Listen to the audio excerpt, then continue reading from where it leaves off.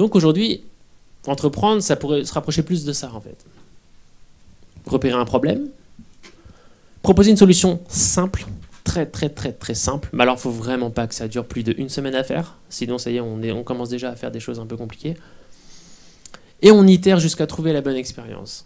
Cette phase-là, elle peut soit conclure quelque chose qui est propre, c'est-à-dire que l'utilisateur il dit c'est bon, c'est exactement ça que je veux, maintenant je veux que tu me proposes cet outil-là. Et on commence à consolider, c'est-à-dire on commence là à recruter, parce que l'argent arrive, donc l'utilisateur paye, il a besoin de vous. Là, vous allez pouvoir recruter des gens, trouver des locaux, lever des fonds, etc. Donc scaler votre business, le mettre à l'échelle. Quelqu'un qui achète un produit, c'est la meilleure des études de marché du monde. Et aujourd'hui, on peut le faire. On peut vendre avant de créer.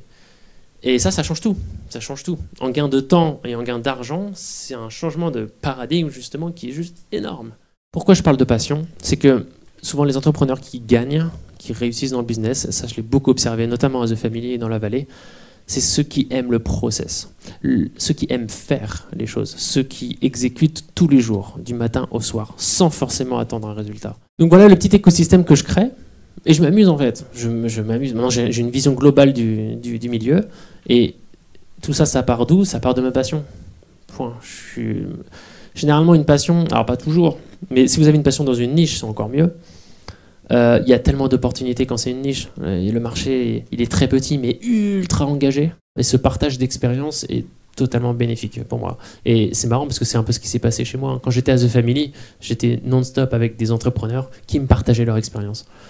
Donc c'est du mindset, encore une fois, c'est de l'état d'esprit. C'est pas parce que je connaissais la méthode telle ou la technique telle ou la technique de gros hacking ou de marketing que j'ai réussi. Clairement pas, mais clairement pas. C'est juste mon état d'esprit qui était à peu près bon, à peu près agile, et j'avais à peu près pas peur de perdre. J'entends qu'il y a... Enfin, j'entends dans le discours 2 mots-clés, l'audace, du coup on vient d'en parler, faut oser voilà, aller vendre des petits déjeuners. Voilà. J'entends aussi qu'il y a la communauté qui est très présente.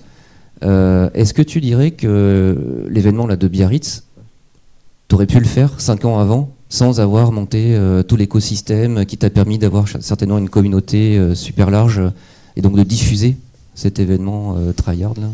Est-ce que ça aurait été aussi facile que maintenant? Non, parce que ma limite que j'aurais eue il y a plus de 5 ans, c'est mon état d'esprit. J'aurais été là à dire bah non, j'ai pas de marque, j'ai pas de produit, donc je vais pas le faire. Aujourd'hui, comme je sais que ça vient après ça, bah je le fais et puis je verrai, selon les besoins que j'aurai devant moi, j'adapterai mon discours et j'apporterai des solutions.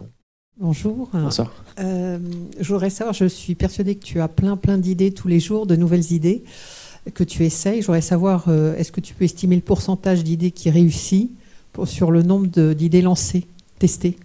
En fait, les idées, je les catégoriserais, c'est ce que disait Oussama Hamar dans une vidéo d'ailleurs, je suis assez d'accord avec ça.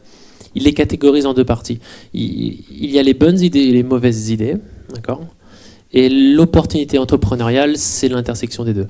C'est les bonnes idées qui ont l'air mauvaises. Bonsoir, merci beaucoup pour votre intervention, elle est très inspirante en tout cas. Je me posais la question au niveau, par rapport au titre même de la conférence, donc le changement de paradigme. Donc en fait c'est très inspirant pour tout ce qui va être société de services, donc les startups où finalement, je me demande dans quelle mesure en fait on ne va pas arriver dans une sorte de bulle qui est créée en fait à partir d'une communauté ou qui est renforcée sur l'idée de relation.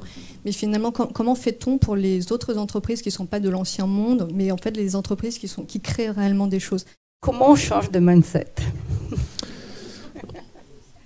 En écoutant des gens inspirants, en écoutant des partages d'expériences, en s'inspirant des gens. Je pense que s'entourer des gens inspirants et qui nous tirent vers le haut, c'est ce qui change le plus quelqu'un.